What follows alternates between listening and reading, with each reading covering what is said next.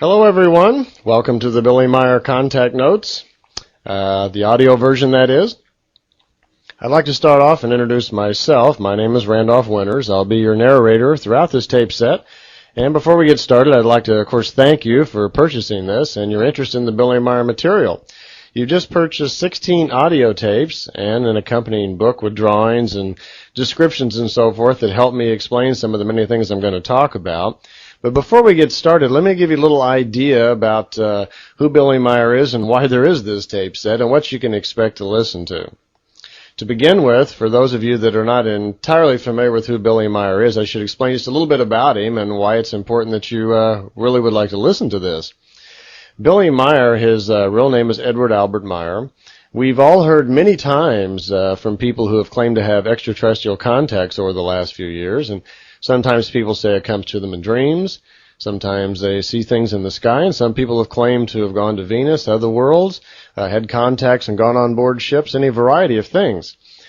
Beginning in 1975, a Swiss farmer named Edward Albert Meier claimed to be having contacts with extraterrestrials, human, just like us, from his little star cluster known as the Pleiades.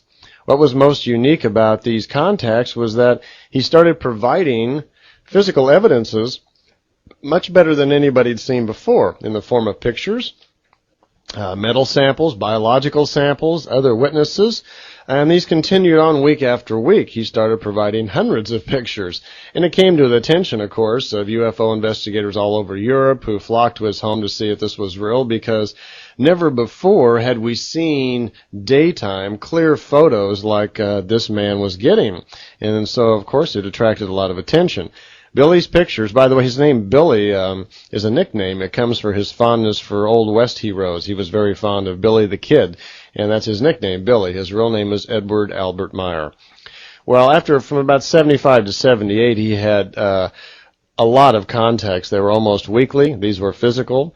He took hundreds of pictures, actually 1,400 pictures in all. He took a series of movie film. And these pictures and movie film and the information about his contacts begin to get out into the public.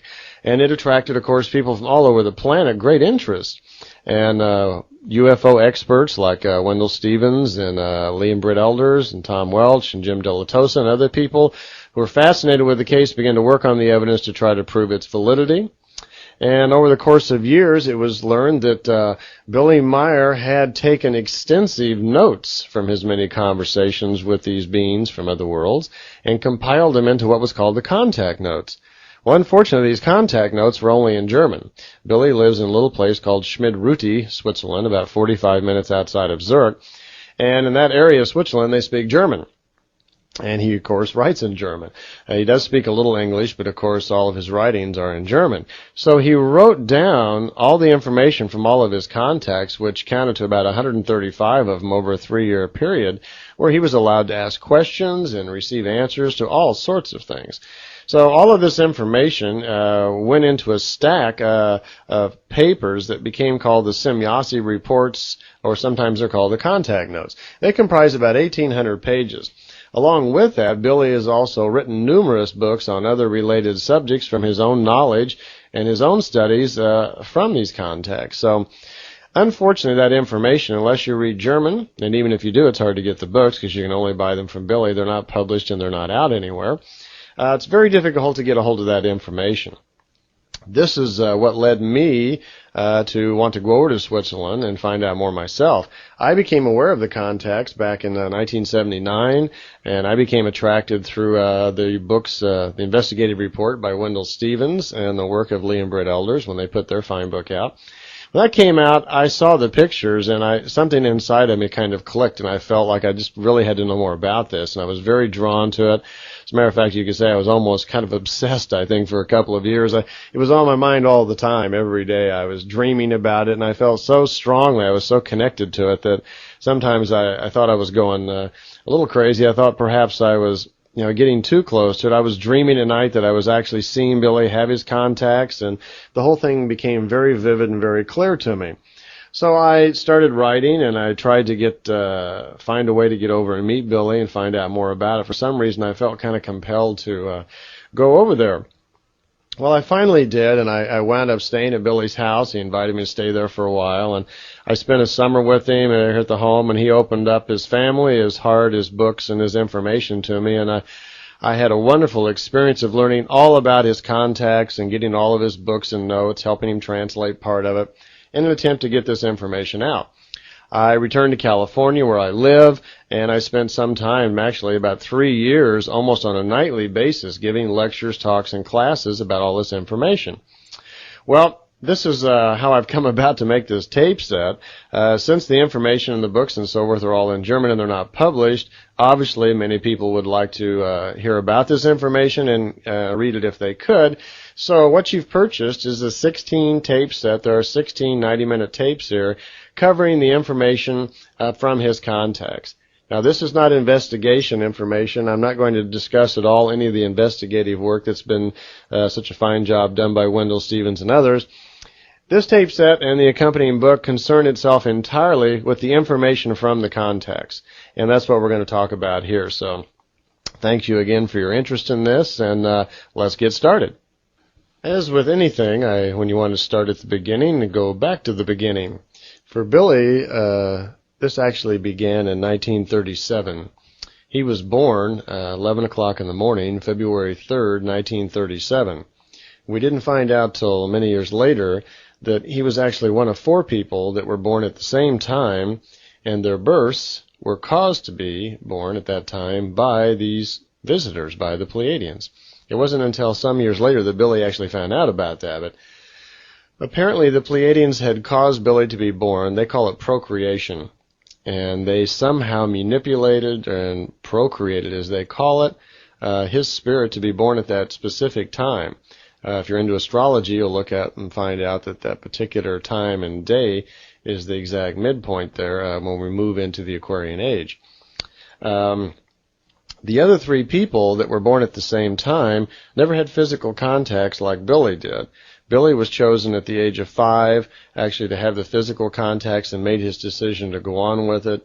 The other 3 people had telepathic contacts from time to time for the Pleiadians, but were there primarily to back up Billy and to help him. As the years went by, they never revealed themselves, and unfortunately 2 of them died in a car wreck in northern Italy years ago, and there's only 1 left. And to my knowledge, no one really knows who that last person is. I don't know who they are, and Billy hasn't revealed that.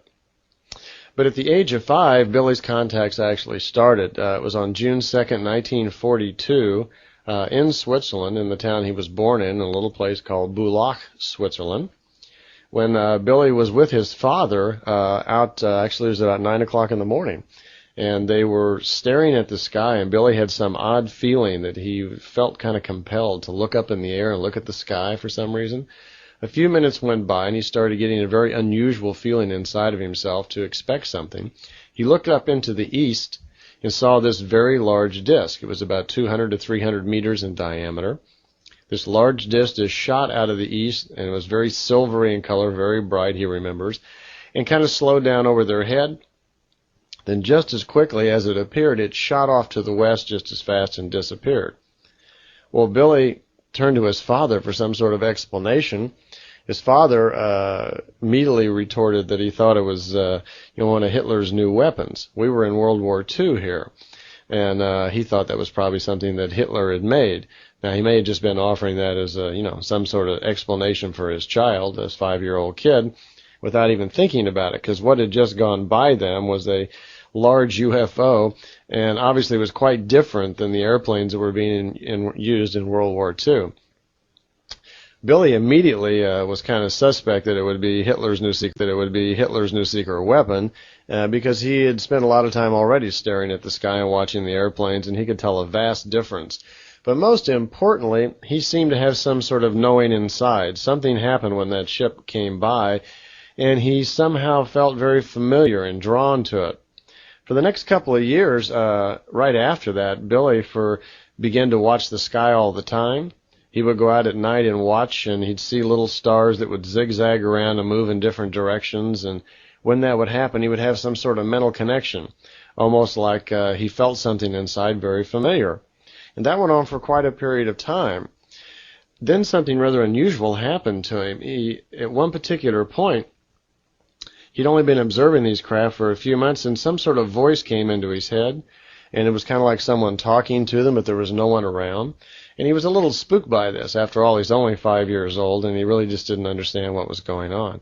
Well, this voice came into his head, and there were some associated pictures and images that also came into his head, almost challenging him to answer and try to understand what the pictures were about. Well, he was quite confused and he was a little upset. He didn't know if he should ask his parents about this, talk to his father or whatever, but he chose not to speak to his parents. Instead, he sought the advice of a local priest. A priest's name was Zimmerman.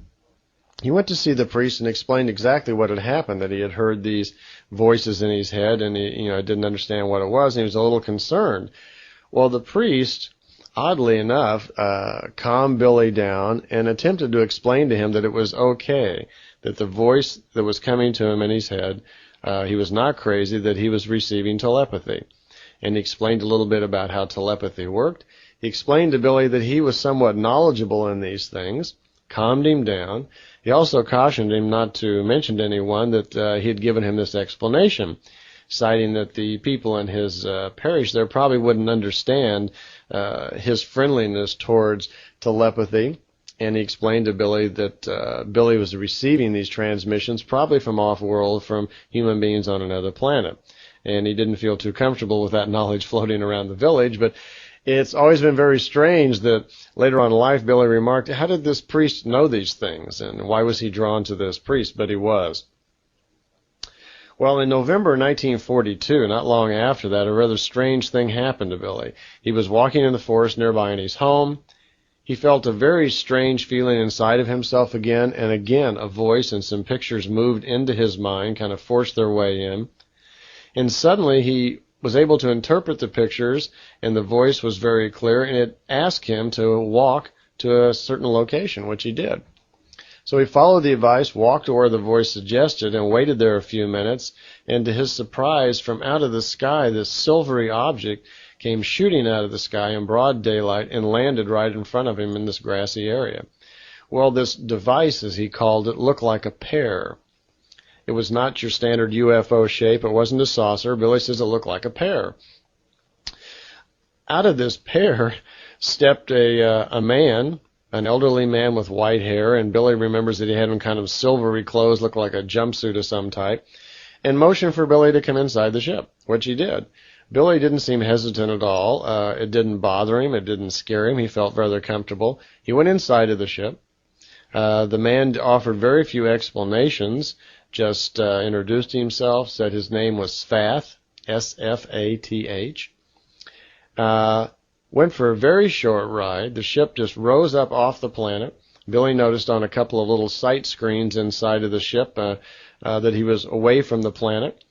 And Sfath explained these sight screens were similar to something we would have in the future called television, and that there were several of them inside of this, and they allowed him, to be able to see things and learn certain information. There was 2 rooms inside of this little pear-shaped ship.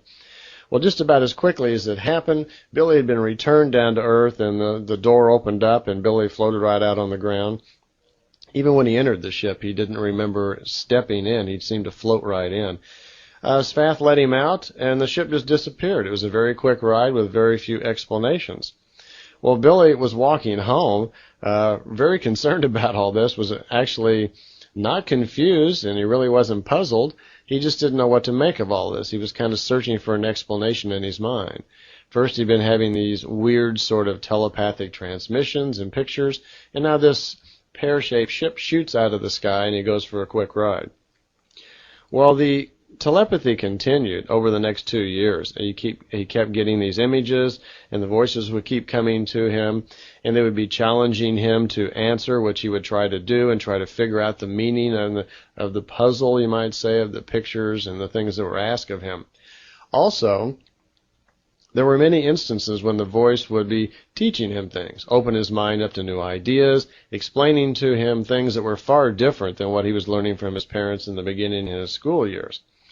Well, about 2 years this went on, and suddenly something new happened in his head. He received a telepathic transmission of a different type, something that he had ever had before. It was the same voice, but it came in differently, in a different part of his mind, and the images and so forth were entirely different. It was so different that it kind of spooked him all over again, and again he returned to the priest, to Zimmerman, to see what it was all about. It was at that point that the priest explained to them that there are basically two kinds of telepathy. We're all becoming more aware that we're both physical and a spiritual being. And the priest explained to him that on the physical side, that there's a type of telepathy called primary telepathy, which is primarily short range. And on the spirit side, though, that there's another type of telepathy that he phrased spiritual telepathy. And this type of telepathy could be felt from very long distances far away. He also pointed out to Billy that Billy was very special and that he was able to receive this spiritual type telepathy because he could receive high frequencies that most people on Earth couldn't. Matter of fact, as Billy became older and more developed, he would be one of the very few people who could do this at all. Billy's, these new images and these new voices that were coming into his head were an example of this spiritual telepathy that was coming from some alien life form far away. Now Zimmerman, the priest, encouraged him once again to relax, try to answer the voice that was coming in, and figure out the meaning of the symbols. This went on for a period of time, and again he received a telepathic transmission to come out into the forest again, which he did, and again he was greeted by Svath in this pear-like ship. Well, this time the trip was a little bit different. He was met by Svath. Svath looked pretty much the same as he did before, the same sort of clothing. The ship was the same type. It was not a round disc. It looked like a pear. And Billy walked towards the ship just as he had done before and felt himself just kind of float right in through the doorway of the ship. The doorway shut behind him, and he was kind of standing there on the floor inside of the ship. Well, the ship took off. Billy was not alarmed at all. Svath led him into the inner room where there were 3 seats, and they sat in 2 of them. He looked on the sight screens that he had seen before. He could see Earth way below them, and already they had moved up way above the Earth. They were 70 kilometers above the Earth.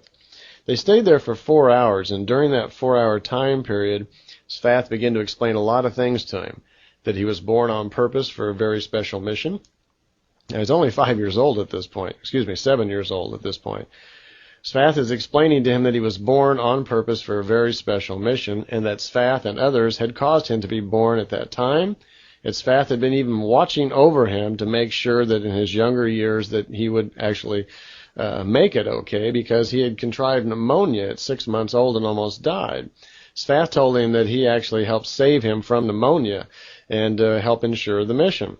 That the purpose today was to explain to him what his life would be like and a little bit about his mission, because Billy was going to have to make a decision right there and then if he was to go on with this particular mission.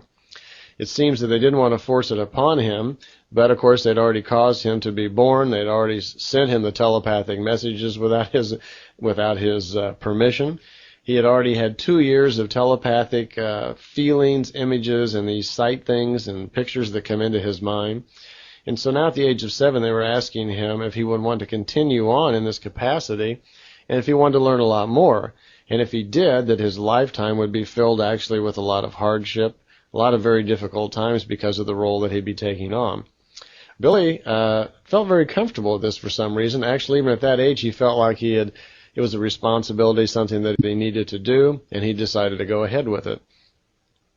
He also, at the age of 7, was probably kind of fascinated by this man and this ship and all that was going on, and could also probably have seemed rather childlike to him, like, of course, let's play. So at any point, he went on with it.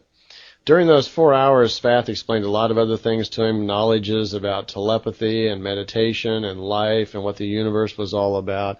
A lot of things were transmitted to Billy. Towards the end of that, Svath set him down in a chair and put some sort of device on his head. And when he turned the device on, Billy said that suddenly inside of his thoughts, inside of his mind, suddenly most anything that he wanted to know would come to him. He was kind of overcome with a feeling of well-being, like he wanted to help people, cure other people. He could suddenly think of the future and see projections. He felt very prophetic, very clairvoyant. Something had been done to him to really stimulate his mind. It's quite possible at this point something had been done in his mind to alter it. perhaps even grow extra neurons to store information. Later we're going to learn, and I'll tell you a little bit more about it, how information and wisdom from your spirit is stored in the brain. And we'll see that at the age of 7, this is probably what was done to Billy. Well, after the device was taken off, Svath explained to them that the knowledges and things that he had now learned and been exposed to would now become a part of him, that they had been opened up into his thoughts, and they would now be, his knowledges forever. Something else had also been done. Some sort of block had been put into his mind so that if someone else tried to pry into his thoughts, either telepathically, hypnotically, or whatever, or drug inducement of some type, that there was a block put into his thoughts so that couldn't happen. In other words, his knowledges were being protected. Svath went on to explain a little bit more about his mission. By the way, when this is happening now, this is the summer of 1944. And he explains to Billy that in the following year, August of 1945, remember World War II is on, that an event not unlike Sodom and Gomorrah would happen, but it would happen in Japan. And this was the event of Hiroshima and Nagasaki, where in August of 45, the bombs were dropped.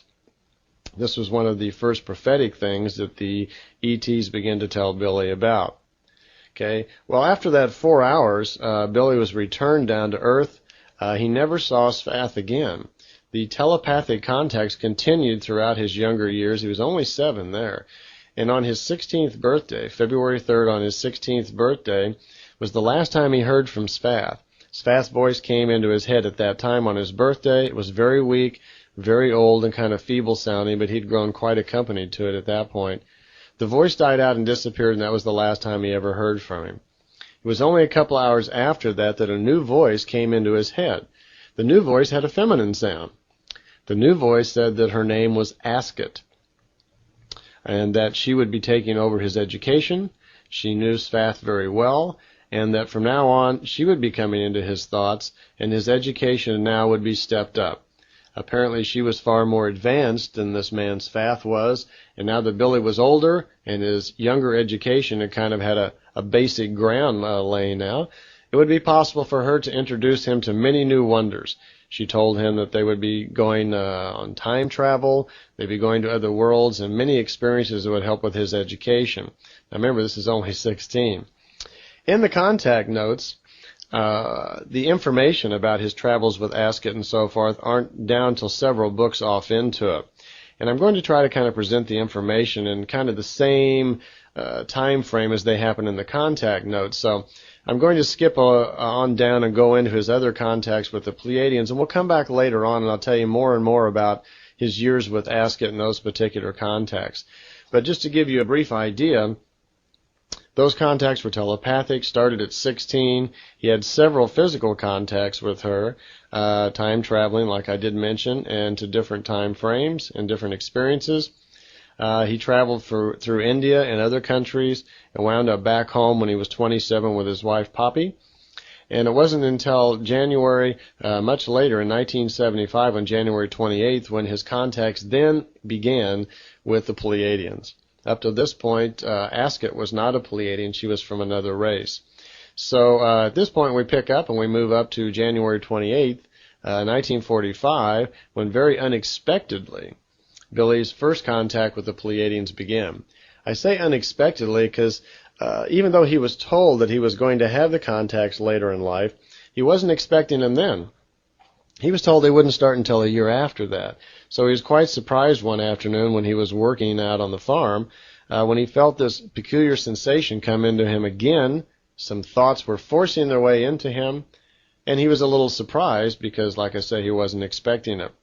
Well, this new voice came in and introduced herself. It was a female voice again. And new images and new pictures came into his mind, which he had learned to interpret over the years. He knew what these symbols and pictures meant. He knew they were coming, and he was being directed to get on his moped, bring his camera, and she was directing him to a particular site. He was about to have his first contact with a new teacher. Well, Billy hops on his moped and proceeds to follow the information that's coming to him in his thoughts. And it turns out he's got quite a ride to go. He starts riding through his local village, and people are looking out the window and watching him. And Billy has already earned a reputation around, for being a rather unique person, just throughout his childhood and his teens and so forth, always having these strange experiences and missing so much and being thought of as kind of a troublemaker. He already had, kind of rather odd looks from people when he would drive through the village. Today, if they only knew what he was going to, they would really have some interesting looks for him, because he's on his way out for his first contact. The telepathic transmissions that come into him, he keeps feeling this cooling sensation on his forehead, by the way, that always lets him know that thoughts are going to be coming from them. He drives his moped out, and he's actually almost an hour away before he gets to the location that he's been led to. When he gets there, he gets off his moped, and he notices that there's a truck on the other side of the road, is parked aside of the road. Apparently, who's ever driving the truck had wandered off into the forest. It was a German truck, judging from the license plate. Billy waited a few minutes, and he had his camera with him. And then he felt something was about to happen, which it did. It only took a minute or two, and this silver disc-like object appeared, comes swooping down out of the sky, completely quiet, and was floating just a couple hundred meters behind the truck over the trees. Well, Billy grabbed a picture real fast. He knew from previous experience that these things move very quickly and usually disappeared, and it was very hard to get a picture of them. So he snapped a picture right away as fast as he could before it disappeared. The ship floated around a little bit and then kept moving away. And a little farther down the road, Billy snapped another picture. Then suddenly the ship kind of shot away. Billy got on his moped. He was again led to move down the road, which he did a few hundred yards down the road. Parked his moped again, and noticed down the road that the German truck was moving away, and he was now left alone out here in the forest. He noticed a minute or two later that the birds were taking flight. Animals all over were, somehow sensing something was going to happen, and they took off. Well, the silver disc reappeared, and this time it came down very gently and set down on the ground. Well, Billy snapped another picture of it and started walking towards it. He said in his own words he was feeling rather cheeky, and he was very comfortable about this. He was actually getting kind of excited. He started walking towards the ship, trying to take another picture. He only got about 100 meters from the ship, and suddenly he couldn't get any closer. His progress was blocked by some unseen force. Some sort of energy around the ship was keeping him from getting any closer, and he couldn't move in. It was very gentle. He said it was like wind. You would move in. You didn't feel wind, but you just couldn't go any farther. It would just push him back very gently. So he sat down underneath the tree and wait, because he was quite sure that someone would come out of the ship, and they did. It was only about a minute, and he noticed someone coming from behind the ship and walking towards him. He immediately noticed their clothes. They had on kind of a tight-fitting type of jumpsuit, and he was quickly reminded of like an elephant skin that he had seen at the zoo. That's how he described the clothes that this person had on. As the person got closer, it became apparent that she was a girl. She had very long, kind of reddish blonde hair, and appeared to be a young woman, very nice looking. And his first feelings that he got about her were very peaceful, nothing haughty, seemed to be a very pleasant, open, kind sort of person. He picked up on this right away. And he was immediately struck also with the fact that she was very pretty and very nice looking. He remarks in his notes that she was very pretty. But he says she doesn't act pretty. She didn't act like a woman who was aggressively trying to use her looks or whatever. She was just a very pleasant, down-to-earth sort of person. He was still sitting under the tree when she walked up. She extended her hand, which he took, and pulled him up. Billy only has one arm at this point. He, on his travels when he was going through India and Greece, he had lost his left arm in a bus accident. A bus had hit his car and taken his arm off. So he only had the one right arm at this point. In his earlier contacts, he had two arms. So he stood up, and they began to talk, and she says, let's walk over by where your moped is, and they sit down on the grass, and she says, today, this will be our first contact, and I don't have time for you to ask questions. I have a lot of things to explain to you. And she says, then later on, I'll allow you to ask questions at other contacts. And he kind of interrupted her, and, as she was talking, and said, well, who are you, and why have you come in here? And she remarked, well, for quite some time that her people had wanted to find someone who could help them in their mission to make things clear to the people of Earth. On several occasions, they had tried to have contacts with various people, but it hadn't worked out. These people had either been afraid of what other people would say about them, or they were, afraid they were going to go insane, or they just lacked loyalty and sincerity to help them out. But they had been studying Billy now for 10 years. It had been 10 years since he'd had any contacts, and they'd been watching and listening to his thoughts and watching him and studying him to make sure that they wanted to follow through with these contacts. She had studied him for the 10 years, she said, and she had gone to the trouble of learning his language. She was speaking to him in German, but oddly enough, it wasn't a regular German. It wasn't the German of his day. It was the German as it was spoken almost 300 years previous to that, in what Billy calls King's German. So they had a little fun with the language. Quite often they had trouble understanding each other. But she had learned this language somehow, through some sort of computer system, something like we would do when you sleep, and you would listen to a tape and pick it up. It took her about 20 days to pick up the language and so forth, and then she practiced with a language expert, and that's how she picked it up. And so she was speaking German to Billy. She told him that there were several reasons why they were going to have the contacts, and several things that her and her people would like to make clear to the human beings. One thing, she noticed that she told Billy that he was allowed to bring a camera, and she told him that photo proofs were going to be allowed for the first time. That for many years, different people had claimed to be having contacts with extraterrestrials, but most of these people were just deceivers or charlatans or kind of deceived in their own mind, and that most of them, it was quite untrue. But for the first time, they were going to allow someone to take very clear pictures of their ships for proofs. And so she had invited him to bring the camera along, and that later on he'd be able to take even clearer and better pictures. There's a few other things they wanted to make clear also. One, they were going to pass on a lot of information about religions. They wanted to make it clear that they did not come to Earth on behalf of any religion and were not connected to any.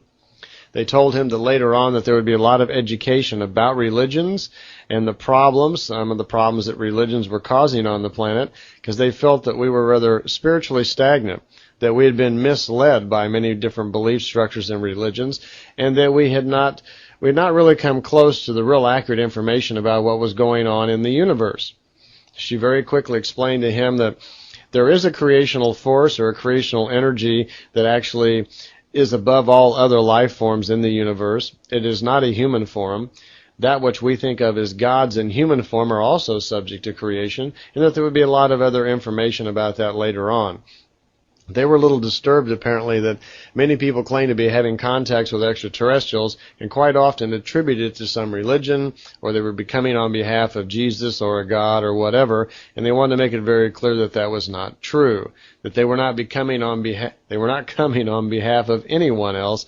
They just felt a kinship to us like little brothers because we shared a common ancestry, which she would explain more about later on, but they came on their own behalf. She also wanted to explain that no one else that they were familiar with had ever ridden in flying saucers or beam ships, as they called them, and had not visited any other human life forms in our solar system. She even told him flatly, there are no other life forms in your solar system. There used to be in ancient times on some other planets, but at this current time that the Earth was the only planet in our solar system which supported life, and that other people who were claiming that were just making it up or were lying. Along with the religious information, they also wanted him to know that they were going to lead Billy, and they were aware that Billy already knew this, but Billy would be led to a man who had dug up some old writings from Emmanuel, the man who is commonly called Jesus Christ. These writings had been dug up and were being translated out of Aramaic and represented the original writings and teachings of the man we call Jesus Christ. They call him Emmanuel. Apparently there was no one named Jesus Christ. His real name was Emmanuel, and his name was changed in the writings later on to Jesus Christ in the year 186. And they were going to have this person who had these old scrolls written by the original writings of Emmanuel, that Billy would be led to this man. They would come together, and that Billy would write a very good book explaining the truths all about Jesus Christ and the forming of Christian religion to the world, so we would know what was true and what wasn't true. Okay. She also commented to Billy that later on that he'd be allowed to go with her in the beam ships, and go for on rides and so forth. He naturally had curiosity about where she had come from and how the ship was flying, and she did tell him that she was from the Pleiades, about 450 light years away, and that the ship that she got here in was called a beam ship. She remarked, by the way, that her name was Semjase, spelled S-E-M-J-A-S-E.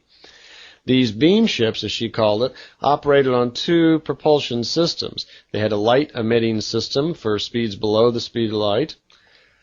Actually, what they called the security band, that they could use these, this light-emitting device could be used within 153 million kilometers of a solar system.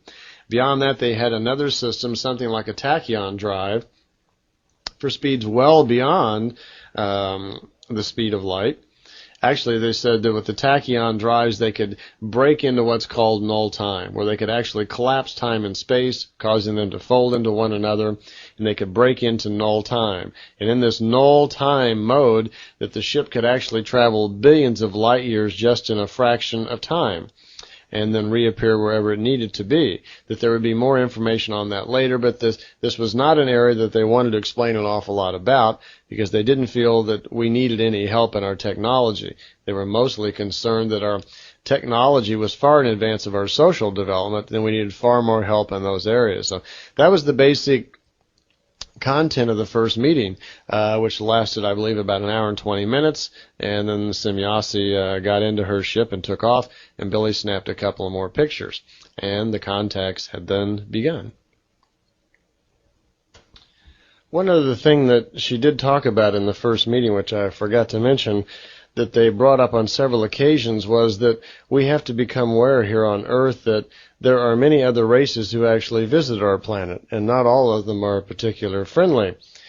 She noted that on quite a few occasions, rather barbaric type races would come here and actually see some of our own people and use them for experiments, sometimes even take them back to their own world and use them in whatever. Apparently this is something that they couldn't stop altogether and really do anything about. She also mentioned that the time was kind of rapidly approaching when we could be openly having problems with some other races out there. Apparently we are afforded a certain measure of protection by the Pleiadians, as long as technically we're not able to leave our solar system. And once we are able to do that, then we're going to fall under a whole new set of rules out there. So that's a rather important idea, because that's these contacts now since 1975. Now we're in 1992.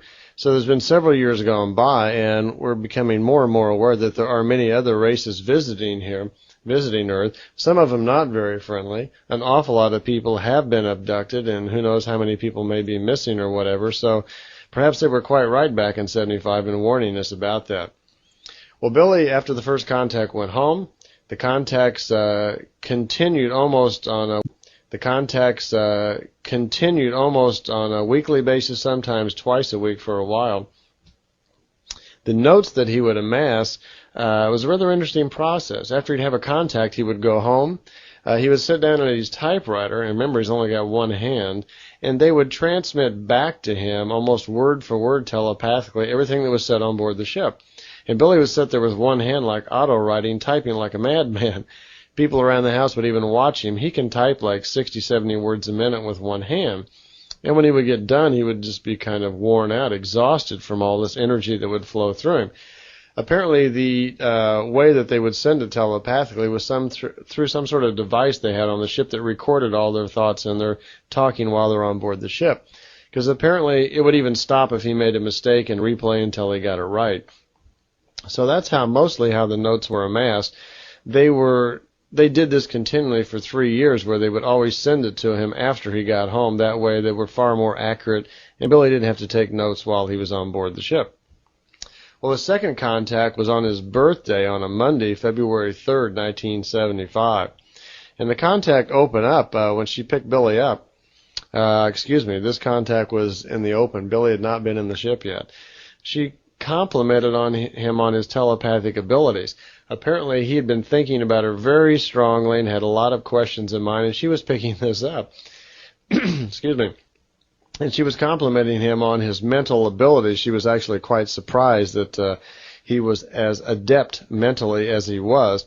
And he was a little embarrassed about what he called the flowers, a compliment. He called them flowers. He says, "Stop the flowers. It's very uncomfortable." And she was very matter of fact that she was just trying to not compliment him, but just state the facts that they were very pleased to be having contacts openly with a human being who not only was so sincere and loyal to their cause, but was such clear thinking and was so advanced in his thinking that he easily grasped the subjects that they had talked about and were very excited to lead him into other discoveries of knowledge because of that. She even reemphasized on that second contact that he should get the information out once again that there are other rather barbaric races kidnapping and taking people from Earth, and that the time was rapidly approaching when we may have problems. They seem to be very concerned that, from their observation, that on Earth, that we were very warlike, we were not very spiritual beings, and that our planet was pretty much dominated by greed and power. And they knew that we were close, and which we are, very close, to being able to go into cosmic space on our own. We're not far away from that. And they were very concerned that if we move out into cosmic space as a ununited planet, many different countries with our warlike attitudes of power and control, that we're going to run into many other races that are out there much farther developed than we are, where their techniques are very developed, and they would have no second thoughts at all about either enslaving our planet or nuking this planet altogether. And they want us to be very aware of that we're not going to be able to get away with these very barbaric attitudes we have here on Earth. You have only to think about the evening news that you watch every day about our planet, and notice the many wars going on all over our planet, which are both caused by, instituted, and controlled by greed and power mostly. This need that most of our leaders seem to have to dominate and be important, this great ego thing that so many of them have. Well, they're very concerned about us going out into open space with us. So that came up again on the second contact. They had mentioned themselves, as far as, their particular role here, that quite often they do search for planets that are developing like ours, that are on the very edge of starting to get out into space, and we've developed with some sort of rational thinking processes. They then like to make contact with maybe just one person or a few people and gently awaken us to the concept that we are not alone and that we are not the only thinking rational beings in the universe, and provide us with some knowledge as to our origin and what to expect when we move out into space. And this seemed to be the main thrust that the Pleiadians had in mind when they began to contact Billy Meier. That was the beginning idea, is to make these contacts. Billy asked them why they hadn't contacted the government and if they were planning on doing so, and they commented that, without exception, every government on our planet was not really interested in having a contact unless they could get a hold of the beam ships or kill the inhabitants of the ship to try to get the ship. It would just be simply for power. And they had no interest in that, so it really didn't serve any of their interest at all.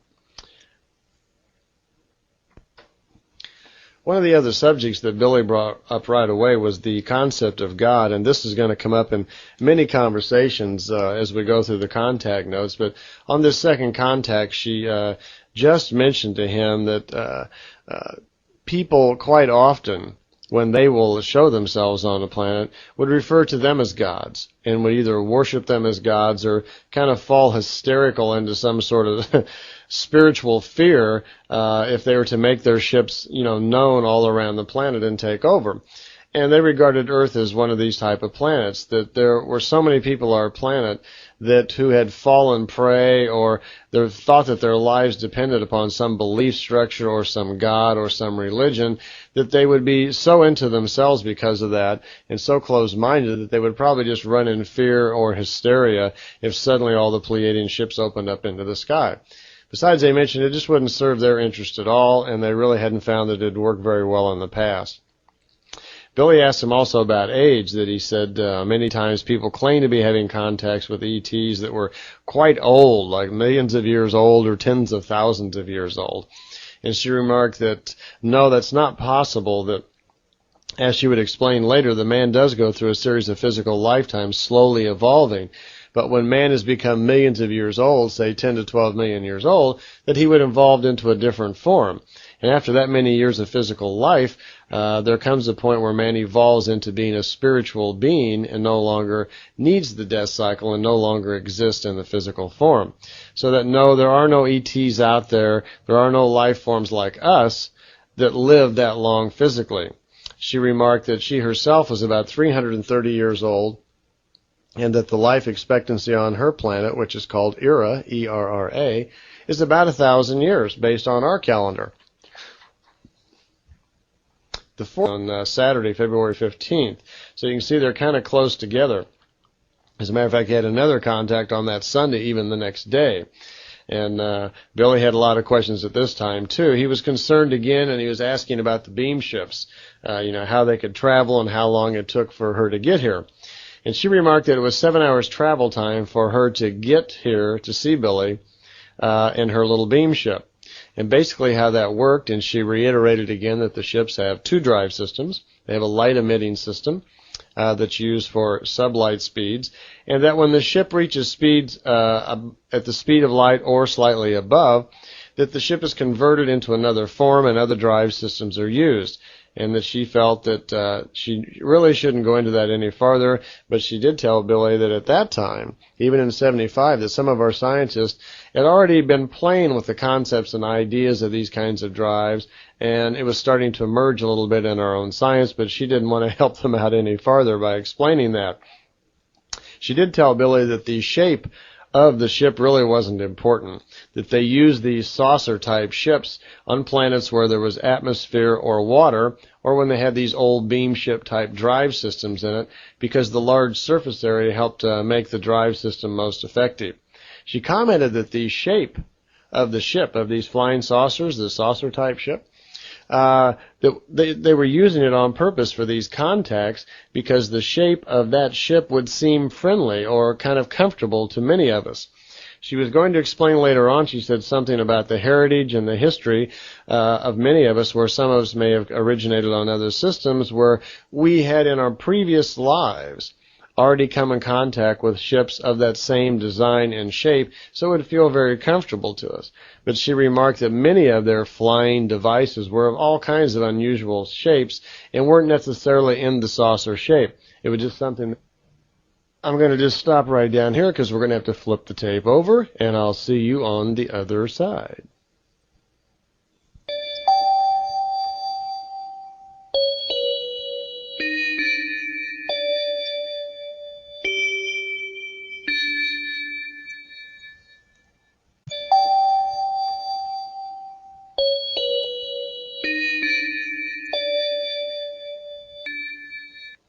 Okay, we're back. We're on side 2 here, and we were just talking about the beam ships and the comfortable shape of the flying saucer that they were using. Later on in 1981, Billy's going to take some pictures of another ship that's an experimental craft that looks quite different, and over the years has proved to be uncomfortable to people. It's been challenged more than any other picture, so perhaps they were right. A couple of the things I might want to mention about the beam ship that came up here was this, what they call the safety or security thing, that again they reiterated, and maybe they're dropping some clues here, that the light emitting device that they use for the slower drives is used within a range of 153 million kilometers of a solar system. They were commenting that this was important because they had already learned that if they try to accelerate into these, with these tachyon drives or these faster than light travel propulsion systems, if they're closer to a solar system than 153 million kilometers, that quite often it can disturb the orbit of the solar system. Quite often it can throw comets out of their orbit or cause, asteroids and things to go a different direction. So it can be a destabilizing factor to the natural orbit of, bodies moving in a solar system. So they've learned to never accelerate or make these hyperspace jumps closer than 153 million kilometers to a solar system. It took her 7 hours to get to the Pleiades where she lived, because it takes them over 3 hours to fly out of our solar system at the slower speeds. And once they get past this security area they call this 153 million kilometers, they then accelerate the ship. The energy screens around the ship protect it from the mass-speed correlation so it's not crushed. Once the ship attains speeds at the speed of light or beyond at some point, The tremendous pressures of the mass-speed correlation of space pressing in on the ship are used to facilitate some sort of compression method, where the ship is actually converted to another form. She says it's something like a thought form into particles that exist beyond the speed of light. These particles are then programmed for the destination that they need to go. They then reappear at that destination. Say, for instance, they're going to the Pleiades. They go to the Pleiadian area. The ship then is transferred back into its material form, and then it slows down and flies for 3 hours into the Pleiades. The actual time that the jump, or the in null time, I says is just a part second. That actually there is some time transpires, but it's very short indeed. So for the most part, the entire 7 hours is spent speeding up out of the solar system and slowing down, flying into the other solar system. Now, on many occasions, Semjase had to come all the way from the Pleiades, but as the contacts continued, on many cases, she stayed on Earth for quite a period of time, living at one of their underground facilities in the Switzerland area. They had one there, one in Russia, and they did build one in the southwestern part of the United States. And on sometimes she would stay on board some of their very large ships, which they call great spacers. We call them motherships sometimes. But on some occasions she did have to fly all the way from the Pleiades, and she regarded that as a very long trip. That's something very different for us, to take 7 hours to go 450 light years and think of that as a long trip. I suppose that's like if you got in your car in Los Angeles and drove to Colorado Springs or Chicago or something. You would think that was a very long, grueling trip, so they probably regard that as much the same. By the way, in your accompanying book that comes with this audio tape set, Exhibit 1, there's a little drawing you can refer to at this point, and it has a little diagram there of the beam ship breaking into hyperspace and flying over to the planet Eris. So you might want to refer to that.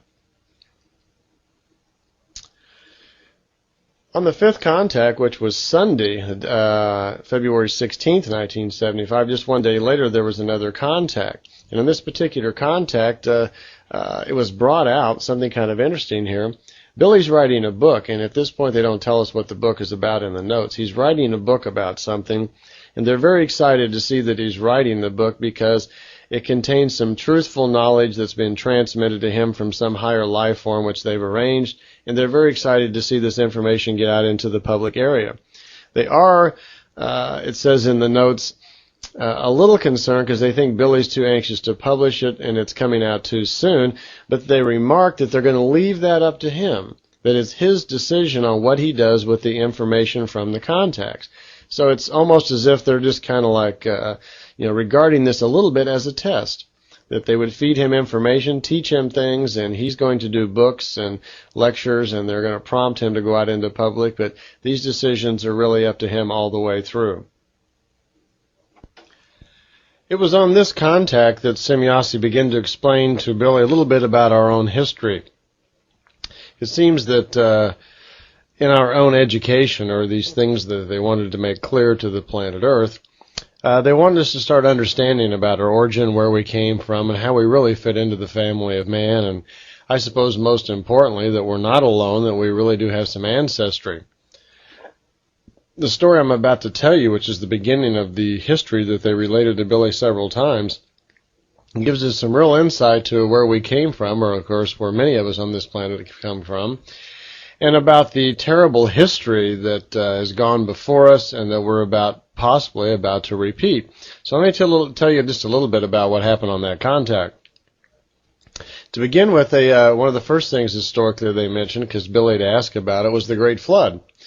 Now, in our current history, our current Christian historians date the Great Flood at 10,079 years back from that date. All the dates they gave Billy were from the day that they were talking.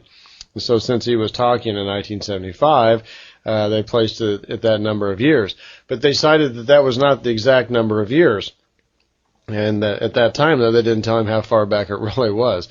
They just mentioned that in many cases, some of our history is far off. And I believe that the Great Flood is off about 1,000 years, but it isn't until later on in the contact notes where they explain it again, and we'll go back over it at that point. One of the interesting parts about the Great Flood was what caused it. the Pleiadians are telling us that there exists something they call a destroyer comet, a very large comet that passes through our system. And back at that time period, the Earth had a rotation, not of 24 hours, but something greater than 40 hours. And we rotated in a little differently. The sun did not come up on the east as it does today. So the Earth was a little different than we realize it right now. And that the comet itself had passed by Earth and caused the Great Flood. So at that time there was great destruction. As a matter of fact, this comet's going to come again in the year 2275. They say this great destroyer comet that caused the Great Flood comes by roughly over 575 and a half years. And it came by in 1680, 295 years ago. So we're going to get it back in the year 2275. It's going to come around one more time. It was the cause of the Great Flood when it came by. And that's what happened then. There was large amounts of water flooded over many mountainous areas, and then it changed. On two other occasions the comet has come by, and that's what's caused the major change in our planet, why we do no longer have a day that's more than 40 hours. The planet has been slowed down to 24-hour day revolution, and that's because of that comet, and it's even changed the position of the planet so the sun rises now in the east. 3,453 years back, this destroyer comet came very close to Earth again, but something really kind of fantastic happened. When it came by on that particular occasion, it was pulling in tow with it a very large other planet. Actually, the planet was about the same size as Earth, but most of the debris that the comet would pull would be smaller particles. But it had entrapped, some previous time, about 130 years before that, it had entrapped another planet and was pulling it. This is how large this comet is. It's so big it's actually pulling another planet alongside with it. Well, this other planet that's getting pulled along comes very close to Earth because the comet comes very close to Earth. Now again, this is 3,453 years back. And when it comes by, there's a major loss of life on Earth. The comet comes very close. There's a lot of loss of the comet comes very close. There's a lot of loss of human life and animal life, major loss. Many of the mountain ranges are shifted. Some of them flatten out. Some of them rise up. In the Mediterranean Sea, the lava walls of the volcano Santorini, in the ocean, the walls were erupted and lava spewed out into the ocean. It tore that up very badly. A large storm, rising almost 2,000 meters, is out over the ocean, tearing the waters up in the ocean. The floodwaters run in over Egypt and almost totally annihilate Egypt, causing a great epidemics there from diseases and so forth. The waters flood into Syria, destroying much of the landscape and the harbor cities there.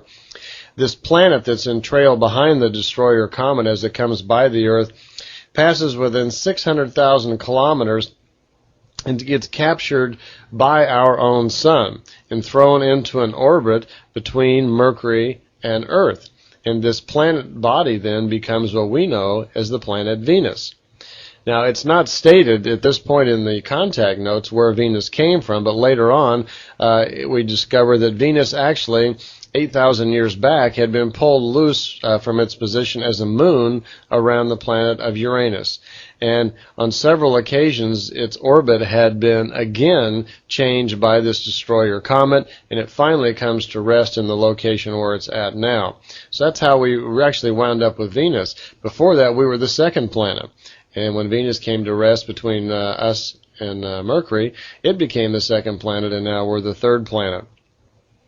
One other interesting thing that was brought out at that point about the destroyer comet, that it also had some effect on our moon.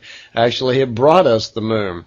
The moon itself this is a strange story, the moon itself is a fragment of a planet that's far older than Earth. It's 4.5 million years older than our own planet. What happened was, in some other remote system, they say, in kind of a remote section of the Milky Way, millions of years ago, there was a very large sun that went nova. And when it did that, it pulled into itself. Just before it pulls in, apparently, they explode out somehow. And it pushed many of the planets and so forth that were in that solar system. It just literally blew them out into space. Some of them were destroyed, and fragments of those went floating into space. And this planet pulled into itself. It collapsed into a dark star. When it did that, when it pulled into itself, by the way, its original size was 11 million kilometers in diameter. And when it collapsed clear down to 4.2 kilometers. Now that's really dense. It's estimated that 1 cubic centimeter of that type of planetary body then weighs several thousand tons. Can you imagine that? By the way, one of the fragments, there was a dark star in that solar system, a planet. They call a star anything that has an orbiting body around it. So if it's a planet even like Earth and it has an orbiting planet like we do, like a moon around it, they would call that a system. It would be a sun system. And they call a star most any kind of planet. So it doesn't have to be even a gaseous body. There was a dark star in that solar system that blew out. In other words, a planet that supported no life. It was like a dead planet. That planet was torn loose when that large sun went nova, and it was thrown out into space. It was considered kind of a fragment. It traveled for millions of years and finally floated into another system. When it did that, being very large and moving very, very quickly from that explosion, when it moved into that system, it came by the 6th planet of that particular system, which had life on it. There were inhabitants, primitive life on that planet at the time. But it rushed into the system so quickly, and the people, the inhabitants of that planet were not that developed. They were not able to leave their planet and get away, that the destroyer comet came so close to their planet that it caused their planet to spin, change rotation, and actually go the other direction. There was large floods, and there was so much major loss of life on the planet. Almost 2/3 of the life on that planet was destroyed immediately when the destroyer comet came by it. The destroyer comet then moved by the 5th planet of that system, but it didn't come very close to it, and there really wasn't much damage. It then headed straight into the solar system and was headed straight at the 4th planet of that solar system. As it got close to the 4th planet was so much smaller than this large destroyer comet that's racing into the system. Okay? You see, this dark star is becoming this destroyer comet. It races in headlong right into the small 4th planet, but just before it hits it, the 4th planet explodes and it blows it into all sorts of small pieces which blow out into space. This dark star, which is now becoming a comet because it's pulling all this debris behind it, will later be called the destroyer comet by the Pleiadians. Anyway, it races on its own path, and fragments of this 4th planet that it has destroyed are blown out into space. Well, fragments of that blow away, and about half of the planet is still intact. Half of that 4th planet is flung out into space, floats for countless millions of years, is bombarded by meteorites and other debris out into space, and slowly starts taking on kind of a round form as it keeps getting hit and goes through other things that it's doing out into space. Eventually, that half of that 4th planet comes into another system and is trapped by the 2nd planet. And the 2nd planet at that time of that new system is our planet, the planet Earth. That existing fragment of that old 4th planet comes into orbit around Earth, is caught by our gravitational pull, is pulled into orbit, and becomes our moon. So that was the origin of where our moon actually came from. The destroyer comet, which is what this old dark star has become, is still raging throughout the system. It's still raging throughout our end of the galaxy. And again, like I say, it'll be back again in 2275. The thing should be back again, and so hopefully we'll have the technology, whatever. Maybe we could possibly even destroy it.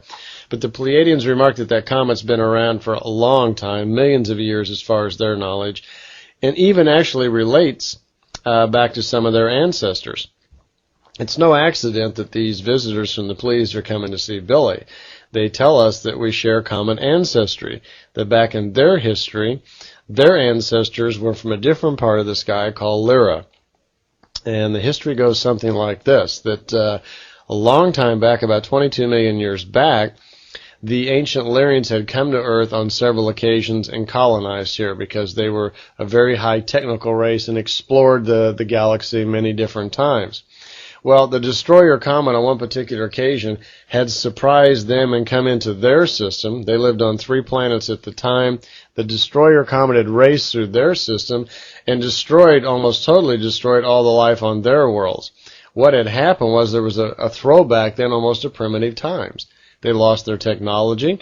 They were again back into primitive beings and took thousands of years again to develop into a new civilization.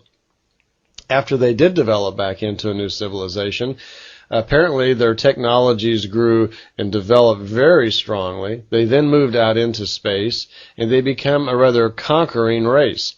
They would take their great spacers, move in around a small planet, and with their great destructive radiation beams, they would just pulverize the planet and take it over. Well, apparently they did this thousands of times, seeding planets all over this into the Milky Way. Now, these are our ancestors. What happened was that after they had continued doing this for thousands of years, their society grew to great power, great strength, dominating thousands of planets. Their leaders were very, very developed people who learned the ways of the spirit, the power of mind, to be able to link your mind up and use the powers of creation, spiritual powers.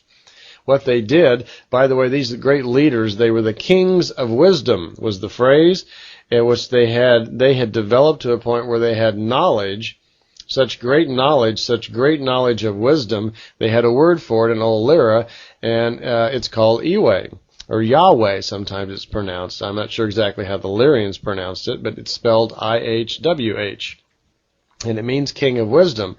And to the Lyrian people, it was referred to as God, and on the earth, that's what the earth people called it. A king of wisdom was a god. Okay, and that's where that actually started, from those old Lyrian leaders. Well, what happened was, about 230,000 years back, the ancient Lyrians were going through a period of almost 500 years of continuous war, where the people were battling out all the time for their freedom because of the great cruelty of all of these, leaders, these kings of wisdoms that dominated their worlds and controlled everything. So what happened was, during one of their very violent wars, one of the leaders named Aesel decided to split with a lot of their people. And what happened was, Aesel leaves. He takes 183 of their great spacer vehicles, these very large craft, and there's 250 smaller explorer ships and about 360,000 people. They leave Lyra during the war and go off into space looking for their own place to settle. Well, what happens is they travel for some period of time out in space trying to find some place to land and put all these people. They find this small planet, and they land there and they start building their colony again. Eventually, they populate a couple of more planets in that system, and they're living on 3 planets now in that system. What happens is eventually their civilization is growing to new heights again, and they begin exploring other worlds. They detect... By the way, Aesel has a daughter named Pleja, P-L-E-J-A, and after Aesel had passed on, she became the leader of their society, and hence the name we're calling it the Pleiades. It's a hand-me-down in folklore from that name, but her name was Pleja. Pleja orders the ships to go out and start exploring again, because their society now is rising up to great strength, and it's time to go out and look for new adventure. So she sends the ships out. The ships come in contact again with the destroyer comet, see it, and in the debris of the destroyer comet find some remnants of one of their old home planets, Lyra, and they're following it. And what happens, but they come into the system where Earth is, and they discover Earth.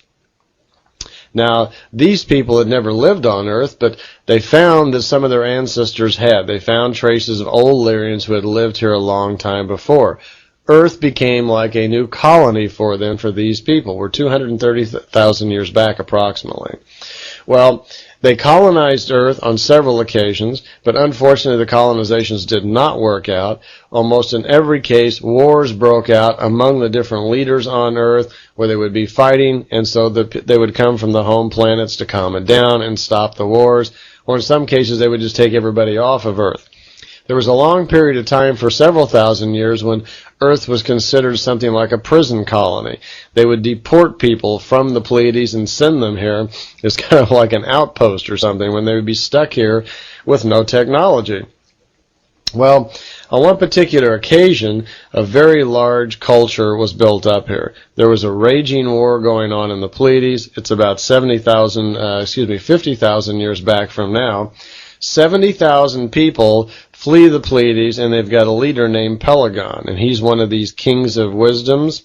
Okay, he comes to Earth with all of these people, and a great culture is started here. This culture lasts for almost 10,000 years. And when it does, Pelagon is revered as a god. And this was the beginning, the Pleiadians say, in our own folklore, where the concept of God really kicked in and got started on Earth. That there were developing Earth people here on Earth at the time Pelagon was here. Now, Pelagon was a very developed being. Apparently had all sorts of powers. His knowledge of the natural elements of the universe and of nature were well known to him, where things like levitation, telepathy, and so forth were very common. And the then developing Earth human beings, by the way, he was very large. I understand he was 8 to 10 meters tall. So the developing Earth human beings referred to him as the God. And that's how the concept of God got started here on planet Earth from Pelagon's reign. Pelagon lived to be about 4,000 years old. His society lasted for about 5,000 years after his death. And then finally, it fell into war, and most of those people left, and Earth was vacant for quite a bit of time after that. So that brings us up to about 40,000 years back in our history. At this point, Semjase stops this particular contact, and Billy's just kind of sitting there dazed with all of this. And she remarks to him that there's a lot more to this story, and that she'll continue with the history lesson a little bit farther on, in which she does periodically. Throughout the contact, she's always adding on little different elements of our history.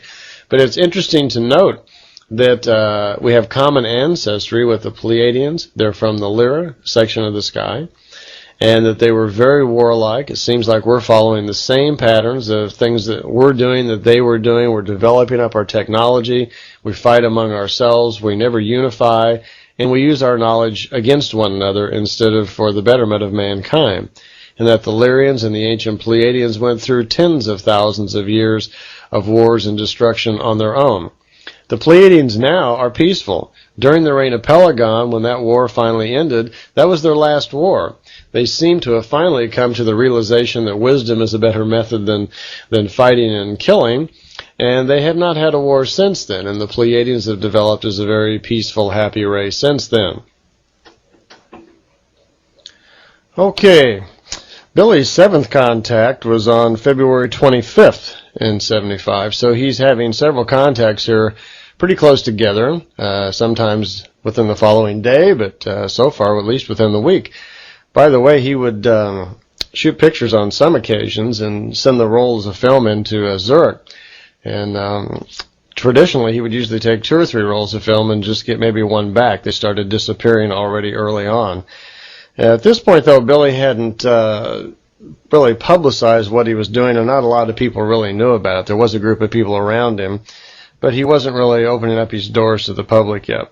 When they were on this 7th contact in February 25th, they were discussing other UFO contactees. Billy was concerned that other people around the world were talking about having contacts with ETs, and he was wondering if this was really so.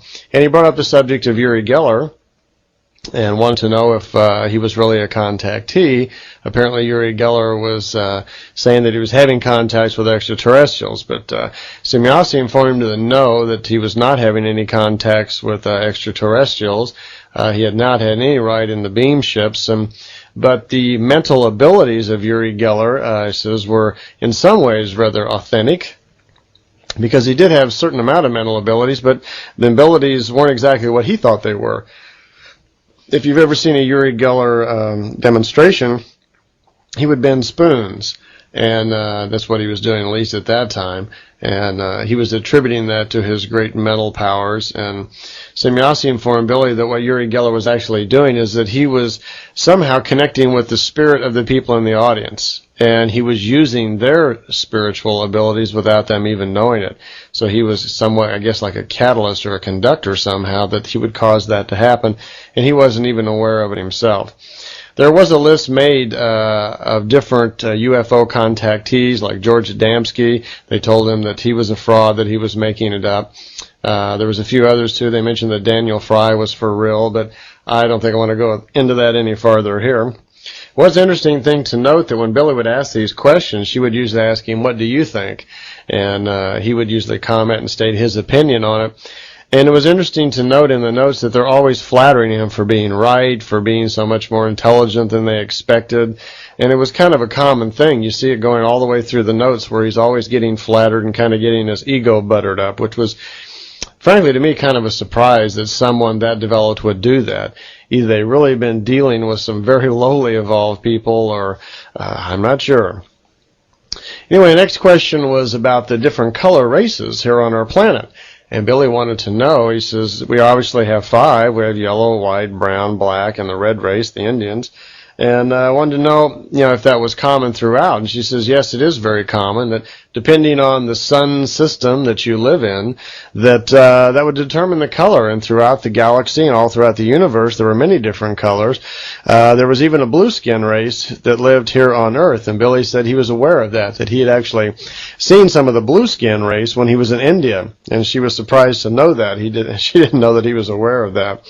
It seems that the ancient forefathers of the Pleiadians, who were the Lyrians, they had dominated many different planets, as we heard a little bit about earlier in the history, and they had seeded many worlds all over our end of the galaxy. Depending on which sun system they're in and the size of the planet, these people would grow to a variety of sizes, anywhere from 50 centimeters tall up to sometimes 12 meters tall.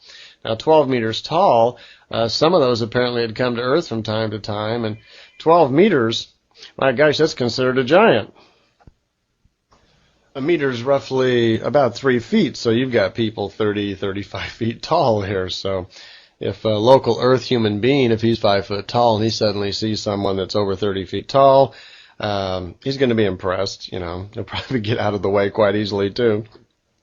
The ancient Lyrians, when they came here, began experimenting with the local Earth human beings, and this is where a lot of the unusual mixtures and folk stories came from. Actually, this is where the monkey came from. The Pleiadians told us that out of the experiments that the Lyrians were doing with Earth human beings, they were mating people with animals and so forth, and that's where the monkey actually came from. The Darwin theory is wrong. We did not evolve from the monkey. It was the other way around. They also created a lot of other mutations that we hear about, like Neanderthals and the Peking human being and so forth, and the beings in Africa. There's the phrase Evas, by the way, means bearer. When the Lyrians were mixing the people with the animals, the old Lyrian word for a person who bears that thing is called an Eva. And that's where that name come. When they were creating Adam and Eve, that's where that actually started. When they were mixing people with animals, they came up with the Yeti, or what we think of as the Bigfoot.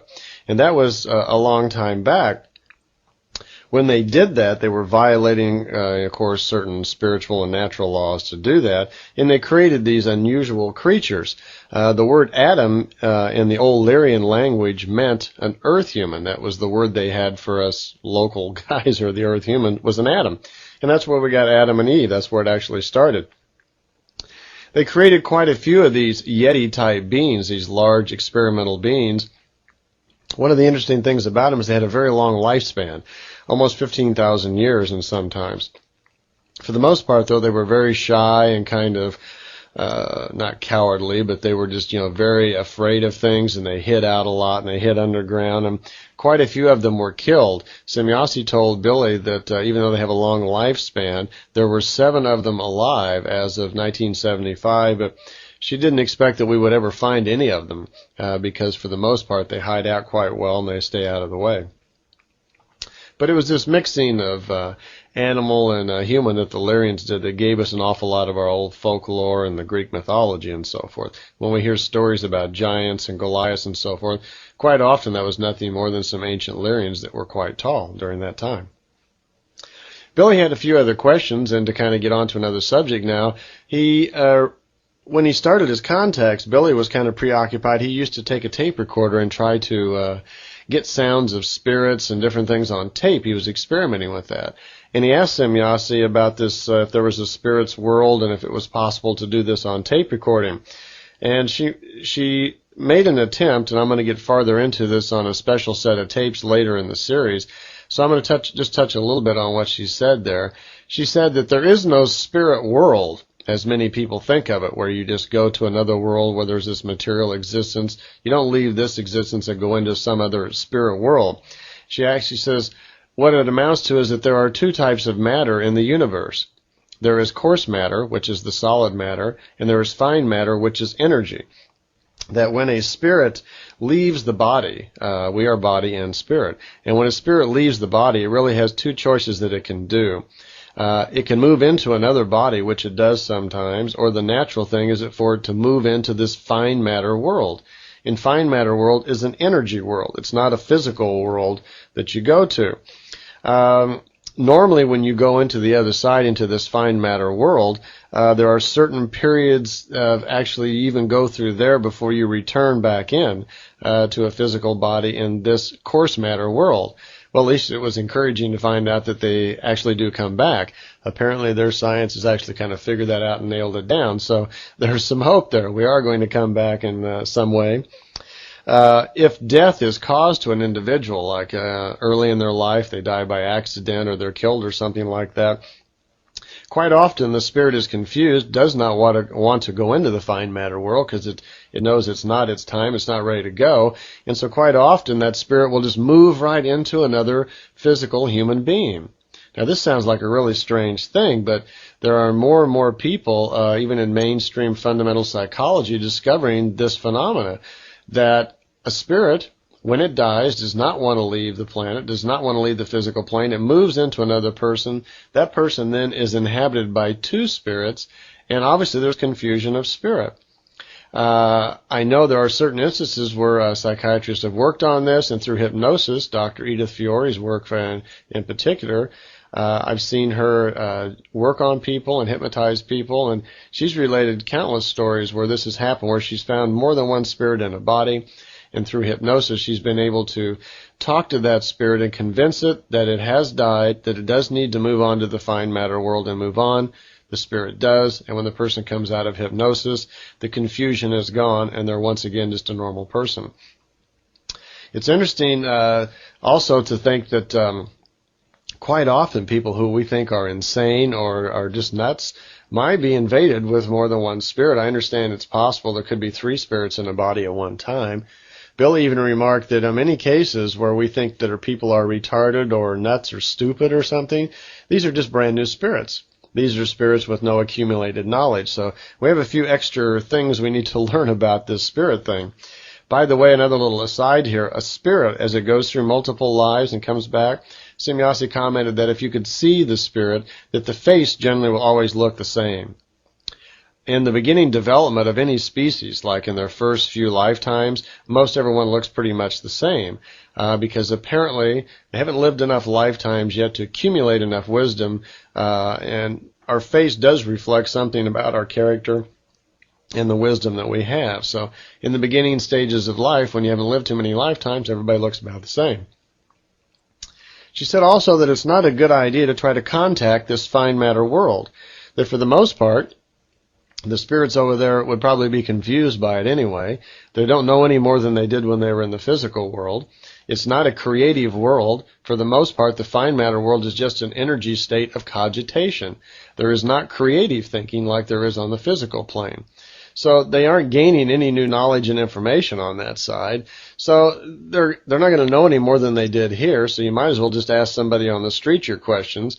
Don't expect that making any contact with the fine matter world is going to bring you any profound knowledge, because you're just talking to spirits that have died, and they haven't gained any knowledge since they left. Also, they say it's just unhealthy. It's just not a good thing to even try to contact the fine matter world. And she remarked that most people who think they're doing it are not anyway. There are very few people on our planet, there are very few mediums that really have the ability to do that most of them really aren't doing it. It is possible, though, she said, that there are some spirits worth contacting, and there are some things that can be learned.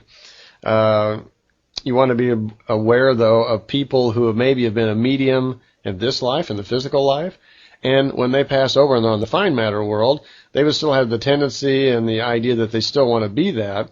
And they would still be trying to fool people or trying to convince people that they know what they're talking about, just like they did when they were here. And if they were confused when they were in the physical world, they're still confused when they're over on the spirit side. So it's really not a good idea to even try to contact them. Billy asked again about the tape-recorded voices, that he's experimented with that, and a lot of people have, where you can turn a tape recorder on, and voices will appear on it, seemingly from out of nowhere. Well, she mentioned that sometimes those voices on a recording tape could be caused by cosmic travelers, higher advanced beings who normally use spiritual telepathy and or primary telepathy to communicate with one another or with beings here on the planet. Sometimes those thoughts can show up. But most of the time, the voice comes from the person who's actually running the tape recorder, which is a pretty wild idea, because she mentioned that your thoughts as you're thinking can actually turn up on the tape recorder in the form of words. For instance, you may turn on a tape recorder and you're just sitting there hoping that it's picking up some sort of spirit information or something, and you're thinking about something. And your thoughts, which do not always express themselves exactly in the same words that your mind may do it, could be going right on the tape. This falls in line with some really interesting work that's going on right now on reverse speech technology, where we're finding out that you can tape record someone talking, play it back in reverse, and find that they are actually speaking, their unconscious or their subconscious is actually speaking what they really mean on the tape in reverse. And most of the time it's a little bit different, because we always form ideas and thoughts before we speak. And then when we say something, we of course usually tailor it or whatever to kind of fit what's going on, or to express ourselves in a certain way. Whereas our subconscious mind is very honest, and we don't have to worry about our inside thinking, because nobody can hear us. So you may walk up to somebody and comment, "Gee, you look very nice tonight," and actually what you're really thinking is, "Oh, I can't wait to get away from this person so I can go get a soft drink or something, or mingle with somebody else at the party." But on the tape, when you play it backwards, what's going to really come across is what was really on your subconscious mind. So this technology, if we experiment with it a little bit farther, may be the beginning of some new technology which could really change our entire social system as we know it. Imagine if everybody had to tell the truth. There are occasionally some real spirit voices on tape, just as there are some mediums who can actually contact spirits. So she says it is possible that occasionally you do get real spirit voices on tape, but apparently I guess it would be really hard to tell which was really which. They can come from the fine matter world, and here's another clue into the fine matter world. She says they may come from different fine matter worlds or dimensions. So here they're using the word dimensions, and they're insinuating also that there are different types of fine matter existences, as if there are slightly different levels of it. Apparently you go through different stages in the fine matter world of kind of preparation or something going on before you actually return to the physical existence. Billy also asked about ghost music, if it's possible that spirits can transmit music. And she says, no, that's not possible, that it doesn't happen, that that's not what's going on when people actually record and they get music on tape. It is not from the spirit world. Into that contact, Semyosi, when she said she was leaving, Billy asked her where she was going, if she was returning to the Pleiades, and or where she would stay sometimes. And she remarked to him at that time that no, they had a base beneath the mountains in Switzerland.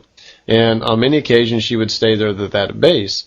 And that they had other facilities all over the planet. I know there was one in Russia, and they did talk later about building one in the southwestern United States. And there was frequently conversations about something going on in the North Atlantic or underneath the ocean. So they probably have a number of places. And she mentioned that they are in areas where they would be almost impossible to ever detect, even with our good instruments. So apparently they're quite well hidden. If they had a base under the North Atlantic Ocean, I would think that would be pretty well hidden. That would be pretty hard to get to. I don't know how we would ever detect that. It was on this contact that she remarked to Billy that she was getting a new ship. She was going to get a new beam ship. The old ones that used the old wave principle of propulsion were very reliable, and they used them frequently, but she was getting a new ship. Actually, this new ship that they had coming in, they were getting 4 of them. And she remarked to Billy that he'd be able to take some pictures. And in the slideshow, if you've seen my slideshow, I had these pictures where Billy's gone out and taken pictures of the 4 ships all at one time, and they're pretty remarkable pictures. Other people have gotten pictures of the occasional UFO, but very rare to get 4 of them in broad daylight. So she got a new ship, and by the way, this new ship was had a little different capabilities than their old one. It had the ability to make a time shift or a time dilation. And with that, she was able to move in time and actually visit different time frames.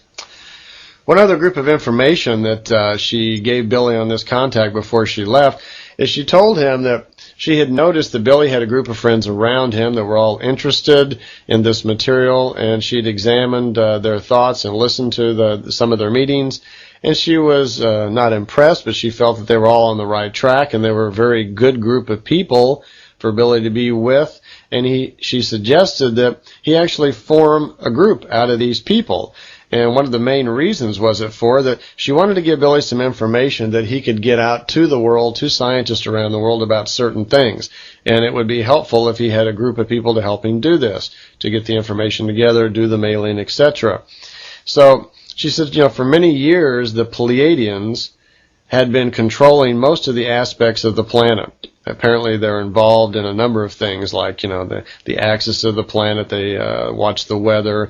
They have some sort of detecting devices all around the planet so they can monitor incoming ships all the time. She says one of the things that alarmed him is over the past 60 years they'd noticed a continuous breakdown of our ozone layer. Now today in 92 we all know that we are having a problem with the ozone. There's arguments over exactly what it is or what's causing it and so forth, but we're aware that something is happening. In 1975, then Billy's being informed that for 60 years they'd been monitoring the ozone layer. They were watching the rising use of bromine gases that were floating up into the stratosphere and dissolving the ozone stratum. And she remarked to him at that time that there was 6.38% damage at this time, that even that amount of damage would already start having effect on the quality of life of people and animals and nature on the planet. They considered this a dangerous level. This, of course, allows an increase in the ultraviolet radiations of the sun coming through. There would be 3 different locations, she said, on the planet where, if left unchecked and this continued, that the ozone layer could get so thin it could actually break through and cause a hole in the ozone layer, and ultraviolet radiations could come through and be quite harmful. And one of those areas was over America, one of those areas was over Europe, and one of those areas was over South America. So we're starting to see that already. We've seen the one over the South Pole. She did remark that one of the things that scientists aren't aware of is that these ozone holes can wander, they can move. Now, if she said that in 75, we've been aware of the ozone problem now for a few years on our planet by our own scientists, and we haven't seen the ozone hole move. And if they remark that they do control many aspects of our planet, then it's quite possible they're controlling that ozone hole and trying to keep it down at the South Pole where it's not dangerous for us. So the other thing that really surprised them was they quite often monitor a lot of thoughts of scientists, and they monitor language all the time. They have these little telemeter devices that look like little small discs, and some of them look like round balls. They're all over the planet, and they monitor things all the time. They discovered that certain scientists on the planet, being aware of the bromine problem, how it affects ozone, thinking that they could make some sort of weapon that would cause an ozone hole over a certain country, scientists had designed like a bromide bomb where they could set it off actually in the stratosphere, blow a hole in the ozone hole, causing these, ultraviolet radiation to rush in from the sun. It would then shine down on our enemies and kill them off. And scientists had actually gone so far as designing and building this bomb, and they thought this was just crazy. So this is why they were remarking to Billy to get his group together and try to alert some people about this, because if you blow holes in that ozone, she said naturally it would take hundreds of years before that to heal and get rid of those holes. So she suggested that Billy contact a Professor McElroy at Harvard University and let him know what was happening and give him this information, which he did. Billy did send the information to Harvard, but he never heard anything back. So I would imagine if Professor McElroy ever hears this tape or knows about it, he may remember that letter, but he may have thought it a little unusual to get a letter from a farmer in Switzerland about problems in the ozone when it was barely detectable at that time. At that time, several people were coming to see Billy quite frequently, and this was the beginning of the idea of forming the group around Billy, which later became called the FIGU, which is a German acronym for Free Community of Interest in the Border and Spiritual Sciences and UFOlogy. And today we know there's a thriving group of 49 people in it. So that was the beginning of it. Okay, that's the end of this side of the tape, and I'll just fade out here, and I'll see you on tape 2.